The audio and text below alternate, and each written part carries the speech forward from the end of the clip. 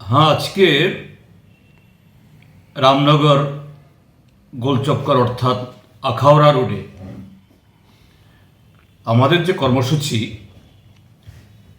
কর্মসূচির একদম শেষ লগ্নে ভারতীয় জনতা পার্টির সমর্থকরা তারা যে ঘটনা ঘটিয়েছে, যে স্লোগান তুলেছে এবং আমাদের কয়েকজন যারা জনসভায় অংশগ্রহণ করেছেন তাদের উপরে হামলা চালিয়েছে, তো আমরা তো জানি যে এই রাজ্যের মধ্যে জনগণের কথা বললেই, জনগণের সমস্যার কথা উচ্চারণ করলেই শাসক দলের সহ্য হয় না।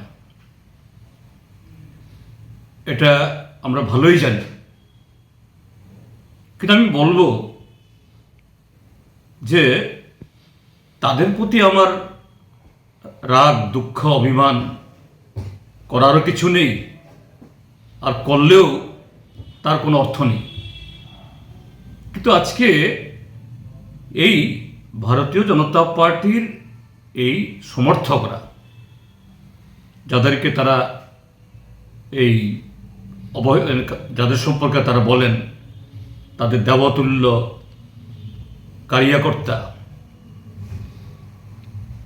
পুলিশের সামনে অনেক পদস্থ পুলিশ অফিসার ছিলেন, তাদের সামনে যে স্লোগান তুললেন, অমুকের চামড়া তুলে নেব আমরা, এত আমাদের চামড়া তোলা হয়নি, তোলা হয়েছে তাদের নেতাদের, তাদের যে লজ্জা শরমের মুখোশ তারা খুলে নিয়েছেন। আমাদের রাজ্যের মুখ্যমন্ত্রী তিনি বলে বলে বেড়াচ্ছেন রাজ্যের শাসনের এটা একেবারে উচ্চ মাত্রায় চলছে, যদিও তার শরিক দলরাই বলেন যে আইনি শাসন নেই। তিনি বলছেন যে রাজ্য সরকার বা তিনি অক্লান্ত পরিশ্রম করে যাচ্ছেন এই ত্রিপুরা রাজ্য উন্নয়নের জন্য, শুধু বিরোধীরা দোষ খুঁজেন। ত্রিপুরা রাজ্যের মধ্যে আইনের শাসন বিগত 50 বছর বা 70 বছরের চাইতে খুবই উন্নত, মানুষ সুখে আছেন। সেখানে বহু কাঠখড় পুড়িয়ে আজকে একটা সভা করা হলো, কিন্তু তার শেষ লগ্ন অবধি সুন্দরভাবে এটা শেষ করা গেল না। প্রকাশ্যে স্লোগান তুলছে, চামড়া তুলে নেবে, চোখ খুলে নেবে। তো কার চামড়া তুললো তারা? কার মুখোশ খুললো তারা? কাকে লজ্জা দিল তারা? রামনগর তার বিধায়ক, তিনি এই আগরতলা মিউনিসিপ্যাল কর্পোরেশনের মেয়র, প্রথম নাগরিক। ত্রিপুরা পুলিশের যে সদর দপ্তর,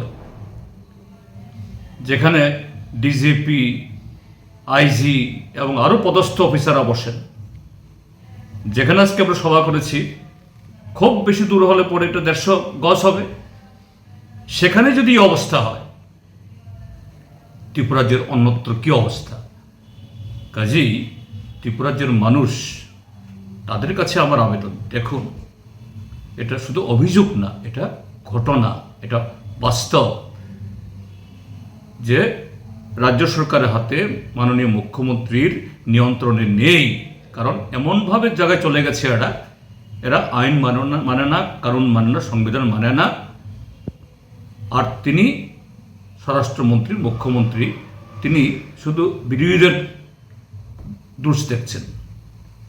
এই হলো ঘটনা। আমি বলবো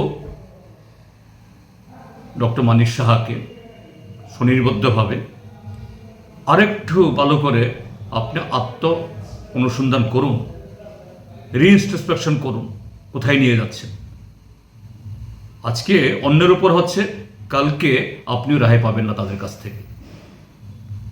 কাজে সবার ভালোর জন্যই আপনার সম্বিত ফেরা উচিত, এটাই আমার নিবেদন তার কাছে। এবং এই ঘটনায় রাজ্যের মানুষের কাছে আমার যে বক্তব্য, একটু ভালো করে দেখো।